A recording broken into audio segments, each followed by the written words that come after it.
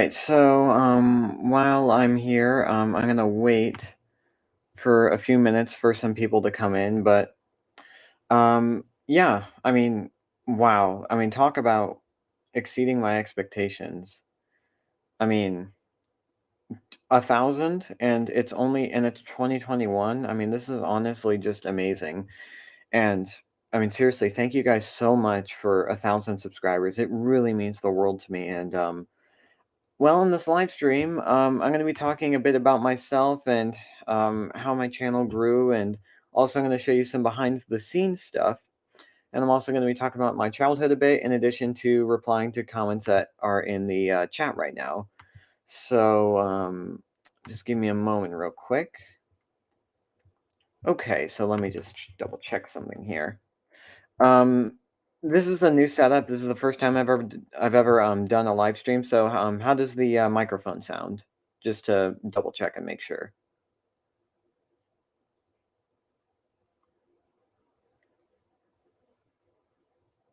Okay.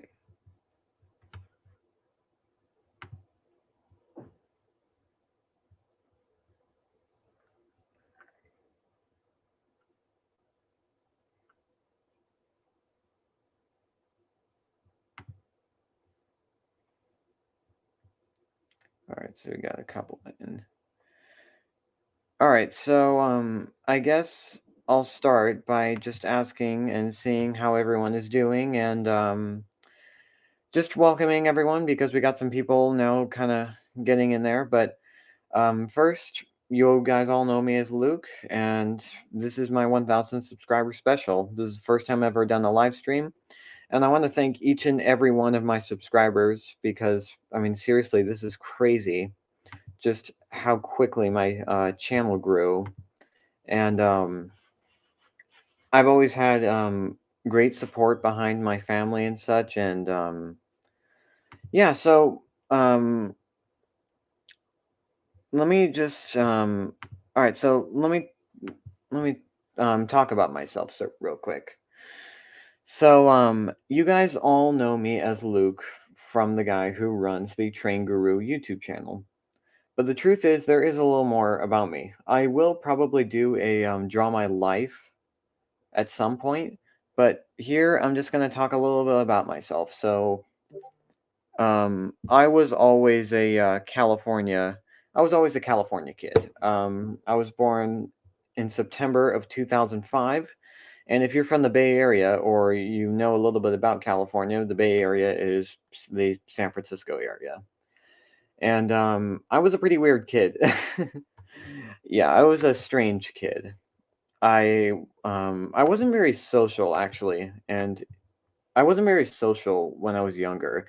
And this was largely attributed to me just being perfectly happy with how things were, and just that kind of general thing. But I was mostly content when I was younger, just playing toys or other stuff, just mostly by myself, because that's just kind of who I was. But I was born. I was like 5 pounds 7 ounces, I believe, and when I was one, I moved to Santa Cruz, California, which is a beach town right along the coast. It's right along Central California. And then I've lived there ever since. Growing up in school, I was always a little more socially awkward, and that's just kind of who I was. And I did have a couple friends during that time. I still keep in touch with a couple of them, but just as of right now, I still have friends. I'm a high schooler. I'm a sophomore in high school right now, and I started this YouTube channel, and it was on February 23rd of 2019. Now, I started it because back in middle school, I didn't really have a lot of friends because most of them had kind of left my little, most of my friends had kind of left. And what happened was that I kind of just wanted to meet more people who really loved what I did, which was trains. I did like sports. I'm a baseball fan, and I do watch a little bit of football, American football, the NFL, and a tiny bit of basketball, but not really. Um, but I just decided that I wanted to branch out and try to meet people who had the same interests or hobbies as I did. So I originally created this YouTube channel. If you guys have been around my channel for a while, you guys would know that my original YouTube channel name was not Train Guru. My original channel name was 4294 Productions, and my logo or icon was a picture of Southern Pacific 4294 at the California State Railroad Museum. But after I had created the channel, I had a model train collection. I had a model train collection at my house, which I still have. It's just in storage. But I started filming those, and I have O gauge and HO scale steam locomotives. And just saying hi to a few people. Hey, Santee FXE 4012. Okay, so just to kind of stop for a moment, Union Pacific Productions asked, "Is high school scary?" Um, I don't think it's scary. I have not gotten picked on when I started high school. I used to get bullied a lot back in middle school. I still have self-confidence issues at times, which is mostly why I'm not showing my face cam right now, because I feel like I would be saved for more appropriate time. But high school is not scary. You just gotta understand how things work around there. Hi to CSX guy 2005. But high school is not scary in general. You just got to know what you're doing. And I have always done well in English or English. I've always done really well at social studies. Art was, I was not really as good as art, like drawing or painting, but I've always been really good at photography. And I've taken a lot of pictures over my time starting my YouTube channel. But back to my YouTube channel, after I created it, I had created a lot of videos that centered around my model train collection. And it started with my Lionel Line 737, which is it's kind of a spin-off to the Nickel Plate Road 284 Berkshires. But that was the first video that I ever released.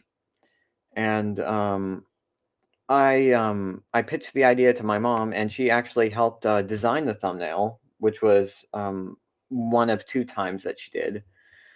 But after that, I then uploaded my HL scale train action around Lukeville, which is the town that I created with my model trains around.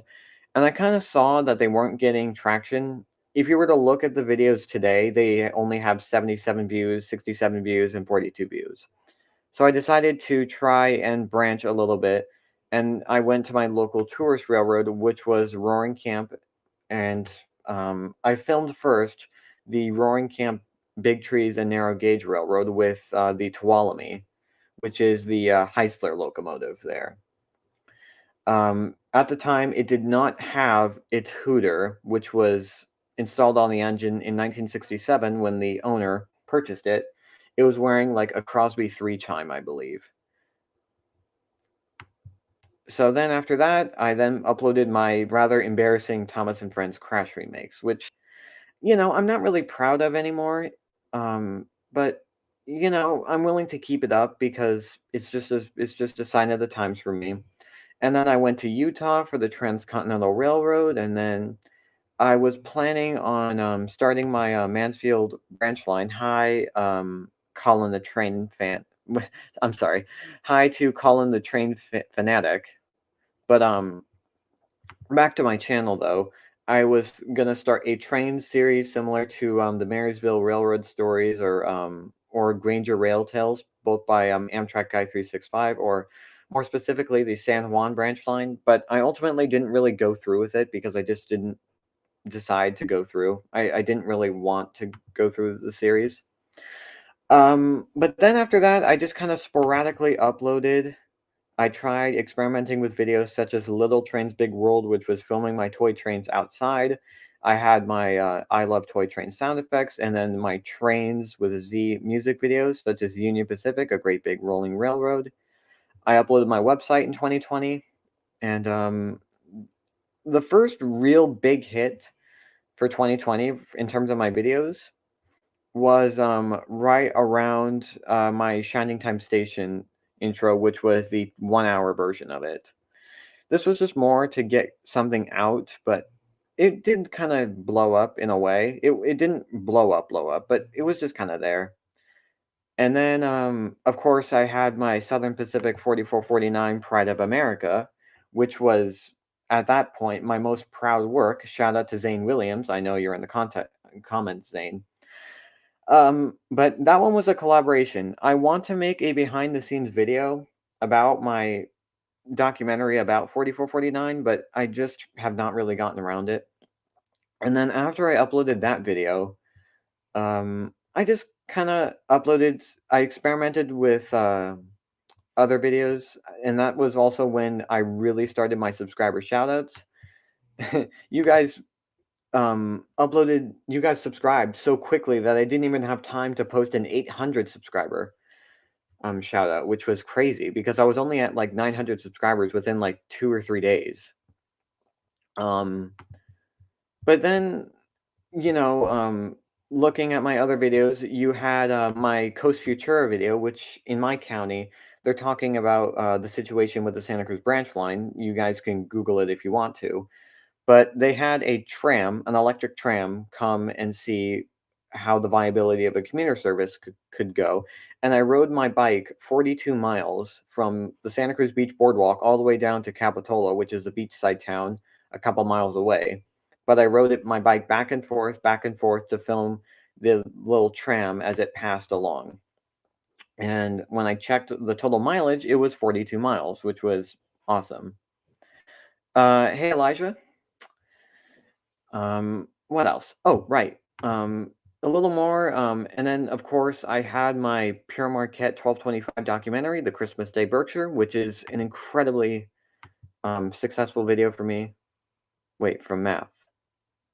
Oh, right. Yeah, Elijah. Yeah, I forgot you were in my math class. Yeah. To explain here, Elijah Nielsen, he is in my math class in Integrated 2. Hey, buddy. Angel from Heaven 3751. Any favorite 484s? Well, my favorite 484 of all time is Southern Pacific 4449, but if we were to talk about other 484s, my other favorites would include, but not limited to, the New York Central Niagaras, the Western Pacific 484s, and also the Santa Fe 484s, and then there was two more. The Reading T-Hogs, which are the other 484s, and then I really like the Cotton Belt 819. So those are some of my other favorite 484s. You can Google them, see pictures, but the main reason why I love 4449 is because she's just an absolutely stunning design. And the CEO of Southern Pacific, Angus McDonald, he was a genius. He was an absolute genius. He created a train that was the most heavily traveled single section intercity train in the United States. And I think that says something. Even famous trains like the Crescent from the Southern Railway or like the California Zephyr between the Chicago Burlington to Quincy, the Denver and Rio Grande Western, and the Western Pacific. I feel like the Daylight just has something special because it was operated by steam engines for the longest time and then switched to diesels. And then, of course, the highway system was built. But other than that, that's just kind of about myself. I, again, will post a um, draw my life at some point, maybe at 10,000 subscribers. But switching over to that, I already kind of briefly talked about this, but in terms of how my channel grew, it was really my 4449 documentary that really blew it up. And I contacted Zane Williams as far back as December of 2020 because I had started writing the script by then. I was a freshman in high school at the time, and I started writing the script back in December, and he was on board with the project. He helped write the script and helped find information. And the video took 6 months to make, maybe about 3.5 months writing, and then another like 2.5, I think, of editing. But looking back, there are definitely things that I would change about the video. I don't like how I kind of padded out the runtime. Yeah, I don't like how it was 90 minutes. It didn't need to be 90 minutes. I think if I redid it, I would redo it to maybe 60 or 70 minutes, but at 90 minutes, it was a little too much. Um, but that was the first video that I really was proud of. And then after that, of course, I kind of uploaded my smaller content around. And then, of course, you had my Pierre Marquette 1225 documentary, which I premiered. And from now on, I will be premiering all of my steam locomotive profiles. So, kind of moving along from that, I'd like to show everyone some behind the scenes work on some of my other stuff. So, for instance, as some of you may know, I work on other stuff besides just steam locomotive profiles. Um, oh, also forgot to mention this. Hi to Anthony the Rail Fan, or yes, sir. But I do more than just steam locomotive documentaries, and occasional train work. Hold on a moment.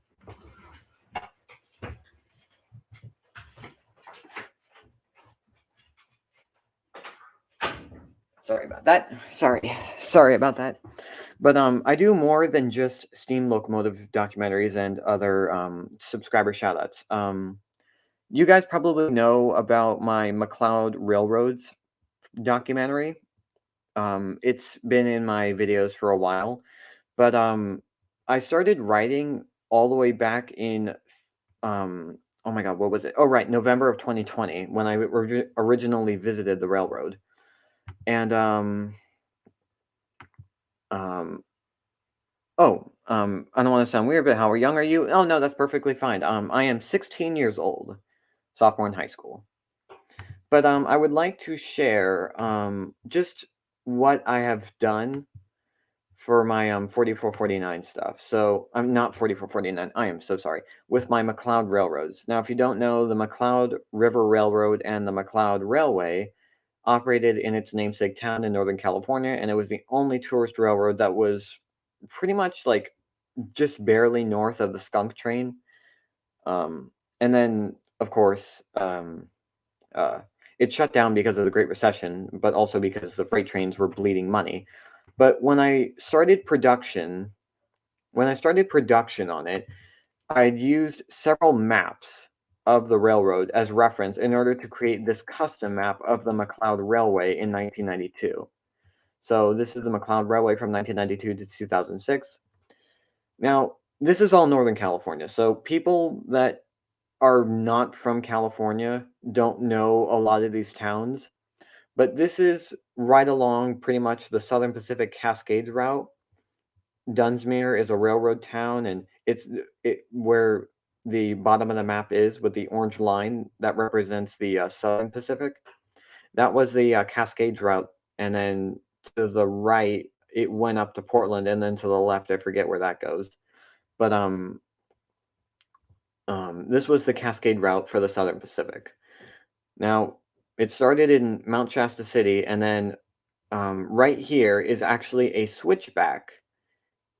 Right here, it was one of the few railroads in California to have one, and then it's went down to Mcleod, and then that's where the main hub is. It also has a sawmill that's still standing today. In addition, once you go east, whoops, I did not mean to do that. There we go. So when you go east, you kind of run alongside the Mcleod River, which is a fairly popular attraction in Northern California. You then pass by Bartle and the Bartle Way, I think Y, yeah, Bartle Y. And then to the south is what's called the Burney Extension, which was built in the 1950s. Now, it's important to mention that for the Mcleod, it was a lumber railroad, almost nothing else. When it extended to Burney, it had agriculture industry. So there's Bartle, and then it goes down to Ponderosa, which is named after the ponderosa pine trees. It heads south, and then they had a diatomaceous earth facility, which is used for making pool filters and other stuff. They had one in Caton, and then at Lake Britain, it is used in Stand By Me, which some of you are familiar with in Stand By Me, the movie. And then after Lake Britain, you then head south again to Barrie, and then at Barrie, there's the Scott Lumber Mill and then Burney Yard. They never had a depot built in Burney because the Mcleod River Railroad had long abandoned freight trains by then. But going up north, you then have Young Spur, which was just a lumbering thing and nothing really special. At Hambone, though, it's an interesting case. Hambone was actually named after a lumberjack who hammered a literal pig bone into a tree, and then they decided to name the town into Hambone. Now, here they connected up with the Great Northern, which later became the Burlington Northern, and then you had BNSF, and it went all the way to the town of Lookout Junction, California. This here goes up to Oregon, and then down south it goes down to New Beaver, and then this is where the Western Pacific is, and it goes up to the Ketty Y, which is in Ketty, California. But to give you some context on just how big the collapse of the railroad was, this is a map of the Mcleod Railway, which took over operations from the Mcleod River Railroad in 1992. And then here's a map of it just between 2006 and then 2010. This was literally it. All that area between Burney and Hambone and Bartle, all that was ripped up because they had run freight trains at a loss since the mid 1990s. And then when it was losing $500,000 a year, they finally decided to cut bait. And unfortunately, the railroad, of course, could not be saved. So, which is why it's in the state that it is. Yeah, it's just really, it sucks. It really does suck. But apart from that, to do research about this, to gather research, I also looked at old newspapers about the Mcleod River Railroad. Now, this article here from the Sacramento Daily Record Union was on January 22nd, 1897, which is the same day that the San Francisco Call uploaded or released newspapers that day, and it told about the incorporation of the Mcleod River Railroad. Now, it wasn't just that. I also gathered articles for I also gathered articles about the extension to Burney, which is not this one, not this one, not this one. Right here. No, that's Mcleod. That's the Mcleod Railway.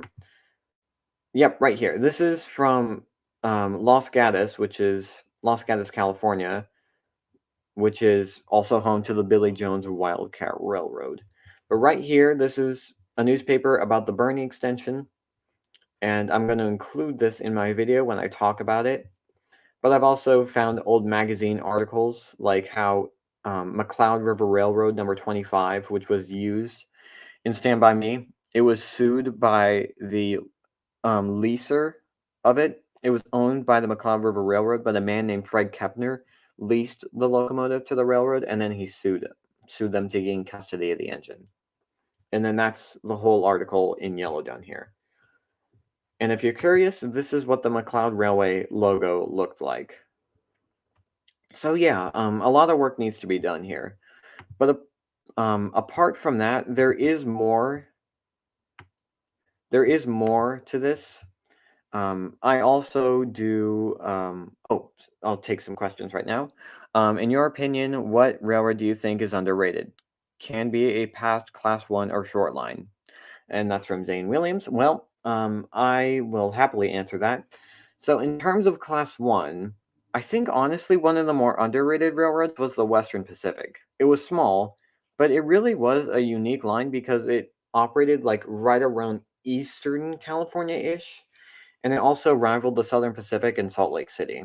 So, yeah, I mean, it's definitely a interesting railroad. Um, but also short line, I would also say that the YOLO short line, I also really love the YOLO short line railroad. I'm not sure if this counts, but I really love the Texas State Railroad, but that's more of a tourist operation. What else?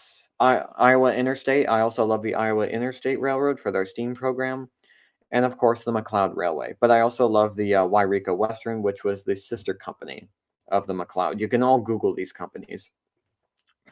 Union Pacific Productions, face reveal at 1,000. Excuse me, face reveal at 100,000. Well, I'm going to be doing one at 4,294 subscribers. That was my original goal. If you look at my past videos, some people have asked me when I will do a face reveal, and I'm going to stick to my promise that I will do one when I reach 4,294 subscribers. Angel from Heaven 3751. How do you make videos? Well, I will show you actually. Just before I end the behind the scenes bit, I'm going to show you the Pierre Marquette 1225 documentary that I did. Let me just pull it up. Here we go. Okay, so this is how I made. I use iMovie. I always have used iMovie, but here's the process. So here is the timeline right here. So it all starts right here,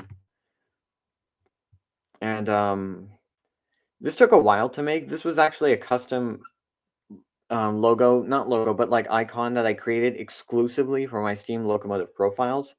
And I decided to implement that after my 4449 documentary. But then I just, this is all the intro, and I decided to be a little more snappy in my editing per se, because my editing in my earlier videos was a little boring, I kind of noticed. So I decided to make it a little more snappy, which is why this segment about 1225's construction and career does not fade. It immediately goes into a music like this.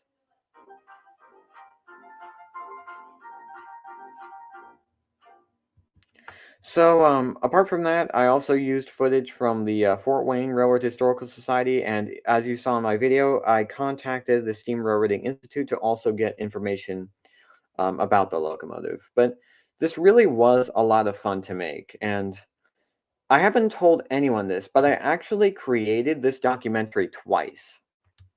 Um, right around September, I was clearing out my computer because it was a little cluttered and I had way too many movie projects, so I decided to delete one of my iMovie libraries that I wasn't using anymore. I had saved my 1225 one on a hard drive, and when I was searching up when I was searching up all the folders that I needed to delete, I accidentally dragged my 1225 folder that was hooked up to my hard drive, and then I threw it in the garbage can and then accidentally deleted it. Whoops. No, but I was a complete moron for doing so, and um, I wasn't able to get it back. I emptied my trash, which is also really hilarious. I emptied my trash by then, and then by then I realized it was too late, and then I had to start all over again. This included the audio files. Like, I lost everything.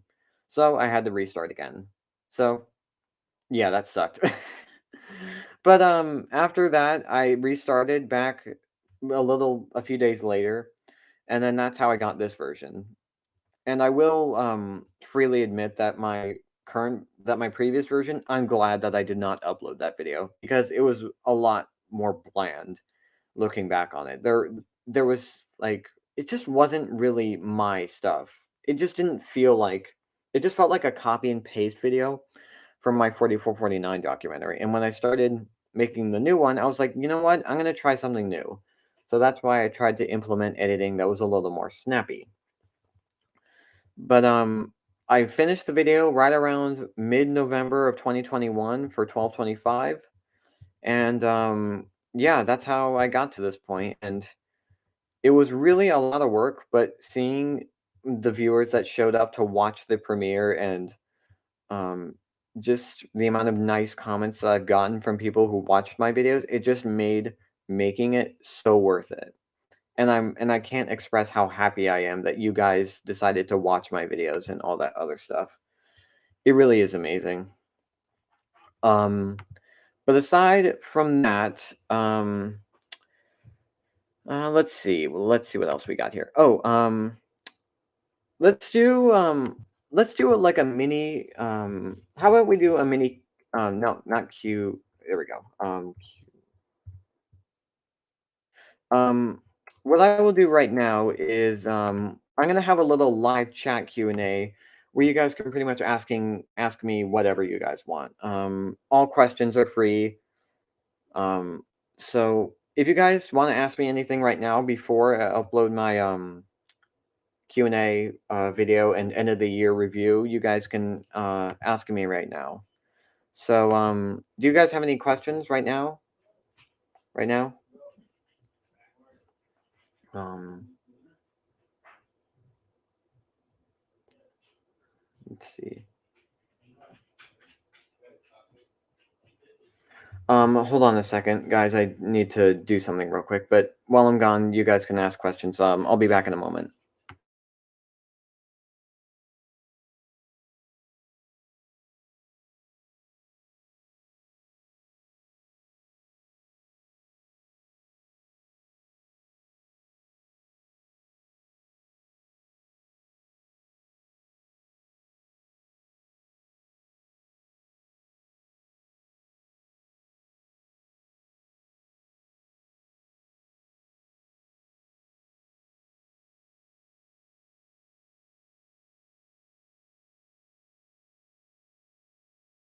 All right, I'm back. Sorry about that. So, Angel from Heaven 3751. How did you make the thumbnails? I'm more than happy to show that. Let me pull up the software that I use. Share screen. Nope, that's the wrong app. Okay, let me show you guys real quick. So, share screen. Here we go. Share it with the Chrome tab. I use Canva right here. I use Canva.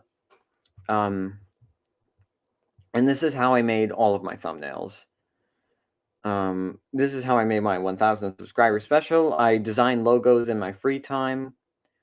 And I also do woodwork as a hobby. And this logo right here, handmade by my name, that's going to be a wooden ironing brand that I'm going to put on the back of all my woodwork. And that includes stuff like cutting boards, which I made for my parents and my grandparents for Christmas this year. All of them are done. They are all engraved. But yeah, this is how I made the thumbnails. I even made a updated design of Zane Williams' logo before his channel got deleted. But it basically increased the resolution of his logo, and then I just improved it a little bit. But this was just the general shape of it. But yeah, I design logos in my free time. I will post my Steam locomotive profiles, a schedule of it, but I won't really post one at the beginning of the year. I'll just tell you guys which locomotive it'll be. And this is because I don't want other people stealing my ideas, because I've seen a lot of YouTubers have their ideas stolen. And I don't really want that because my profiles take so long to do. So I'm just not going to be releasing a schedule. But yeah. What else? Zane, do you play video games? Yes, I do. I play Minecraft, I play Roblox, I play Trains with a Z, and Train Simulator. I also play. Um, kind of it. I'm not really a big video game player. I used to play Fortnite, but I don't really anymore. But I want to do like another live stream where maybe I'm playing like Rails Unlimited on Roblox or something. But like I don't know. Um, it's just I'm not really a big gamer. I'm more of a filmer and photographer. Um, Union Pacific Productions. Do you have wooden trains? I do not anymore. I sold them all when we were moving houses earlier this year. But my grandparents, they have a 2007 Thomas the Tank Engine wooden railway item that's still on their mantle. When they sold off all of the wooden railway items, um, they had kept the Thomas, and it's now on their mantle in their house. Okay. UP Productions. Are you a supporter slash are you part of the LGBTQ community? Okay. Uh,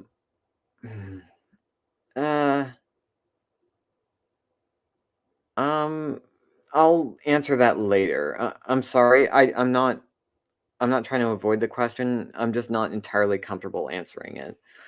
Um, any other questions that you guys have?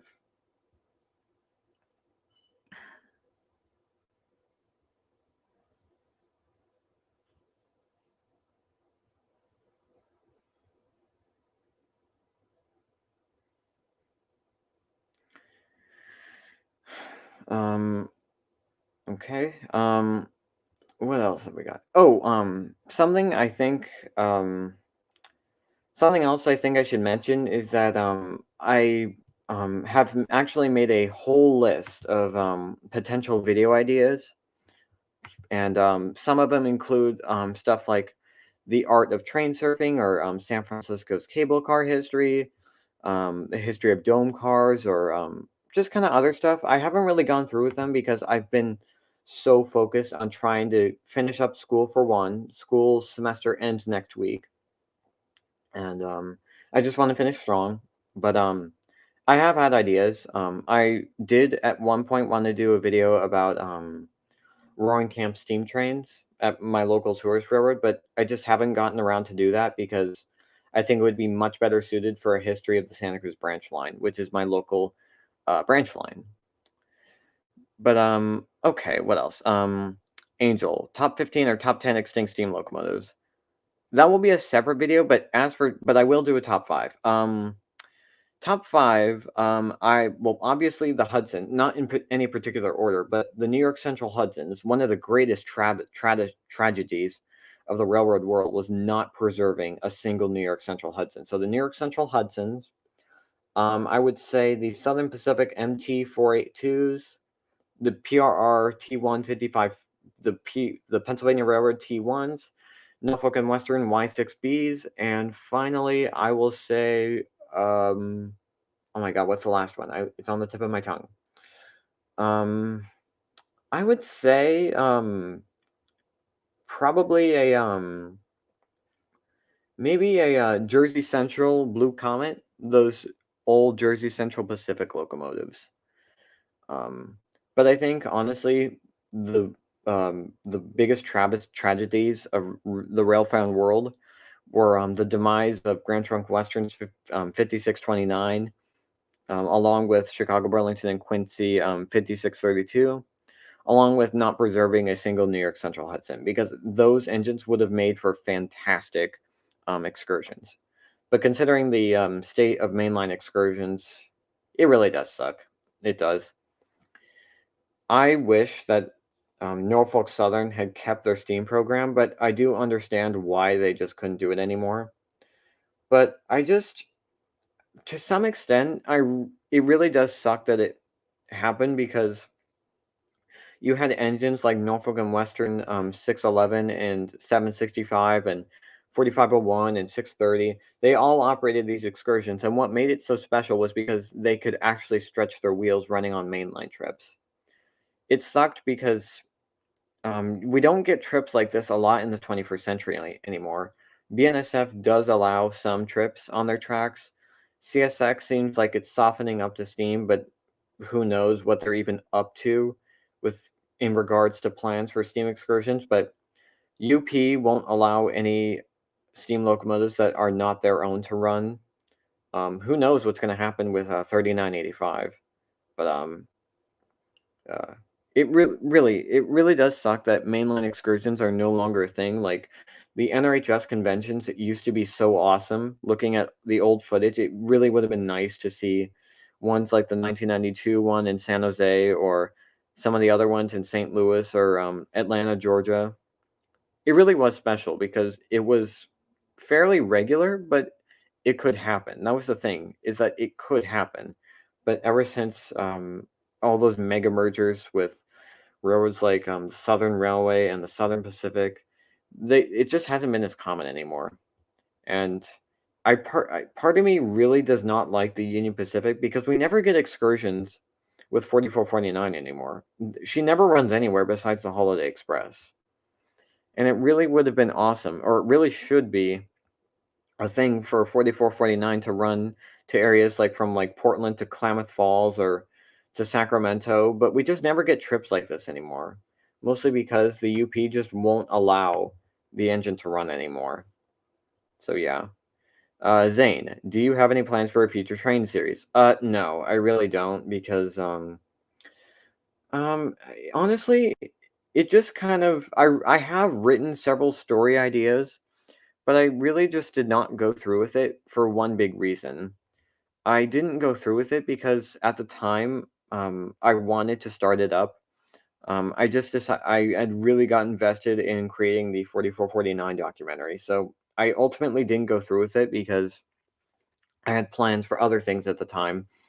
And I just decided not to do it because it was one, too much work, and two, I had better things to do.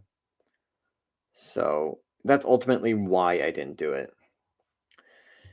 So, yeah, I mean, I had story ideas, I had characters and all the other stuff, but I just decided not to do it. Um, yeah. So, in these last few minutes for my live stream, I wanted to bring up something else, and that is what is the future of my channel? Hello, Niagara Guy. But something I will mention is that ever since I started YouTube, it was more of a hobby. I never really had the plan to just go all out on it. But part of me did want to monetize my videos in order to maybe self-sustain my hobby, which would be like including new camera or camera equipment, better video editing software, etc., etc. But ultimately, because I'm now at 1,000 subscribers, I'm now going to be working to monetize my videos. But I'm going to be doing something special with that, and you guys would probably be a little surprised on what it is. But as soon as I start monetizing my videos, I'm going to donate 15% of all of my profits from this YouTube channel to charity. And when I say charity, I mean organizations like St. Jude or the American Cross Foundation, um, the oh my God, what's it called? Like the Alzheimer's Foundation, just all these great nonprofits that have done so much for humanity. But I will be donating to those nonprofits. But it's not just going to be it's not just going to be medical nonprofits or activist groups or whatever.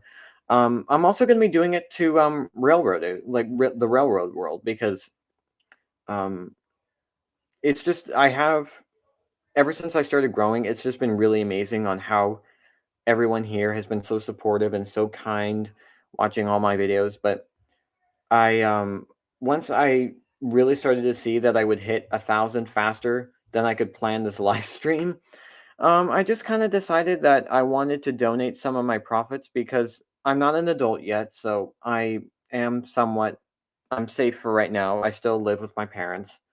Um, but I decided to donate because I just wanted to give back to the world. So the first nonprofit that I will donate to for this will be the Golden Gate Railroad Museum, which houses Southern Pacific 2472 in Shelville, California. But yeah, I'm going to be donating 15% of all my profits to charity, and whenever this happens, I will try to announce who it'll be, like maybe 1 month or 1 or 2 months, depending on when YouTube gives me my paycheck or whatever.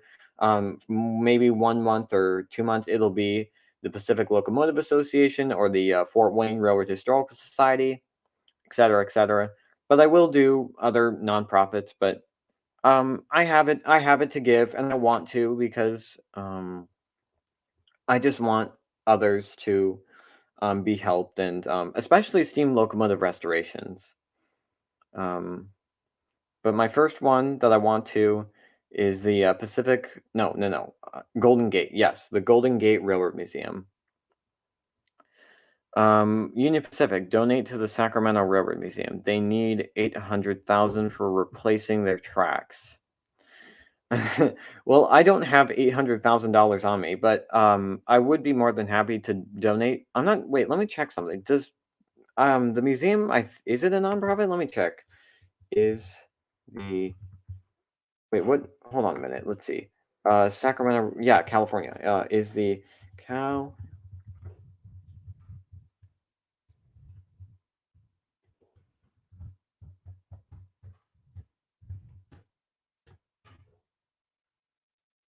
Yes. Yeah, the California State Railroad Museum is a nonprofit. Thank you for bringing that to my attention, UP. Yeah, I mean, I will do that as well. Um, Yeah, but also I want to do stuff like the Friends of the Rail and Trail for the Santa Cruz branch line because Santa Cruz Greenway, which is the organization that wants to turn the entire 32 miles tracks in Santa Cruz along Santa Cruz County to a trail. They only have individual sponsors for which the Friends of the Rail and Trail do have corporate sponsors ranging from larger local companies like a quarry company to my local tourist railroad itself and a lot of other and some restaurants too. I'll post a link actually. Friend, let me post a link.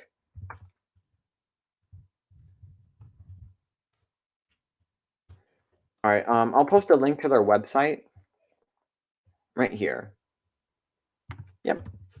Now, I think, at least for me, I don't think that the with the current situation of the Santa Cruz branch, I don't think electric service along the line is viable. I do think, however, that our local tourist railroad Roaring Camp should expand um, tourist service, maybe to areas like right along the coast, or down south toward Capitola, where the popular beach restaurants are. But they are actually I know a lot of people at Roaring Camp. I'm actually about to work there to be part of their kitchen staff. But the people around there, they know who I am because every time I go up there, I wear the same mask, and they always notice the same Canon camera that I carry around. But the people around there do know me. But when I asked the conductor right atop the halfway point of the railroad, I asked him. I asked him. I said, "Hey, is Roaring Camp gonna buy out the contract between the county and Progressive Rail, which is the current operator?" They said that they're talking to the county about purchasing the contract and running the railroad themselves, which I think is great because if you have a local company running a railroad, especially a short line, it would, I think, at least for me, a lot of smaller businesses would relate, and it doesn't feel like a big box corporation is running it. But before I end this live stream, I just wanted to say thank you for everyone tuning in, and once again, thank you so much for 1,000 subscribers. It really has been the journey. I didn't expect to get this many in such a short amount of time. I expected to get all these subscribers in my senior year of high school. I did not expect it to be reached my sophomore year. But going forward, I will monetize my videos and I will donate 15% of all my profits to charity. And yeah, thank you so much. And I will see you guys in the next video. I don't know what that will be, but thank you so much for watching this live stream. And I will see you all in the next video. Thank you so much and have a great day.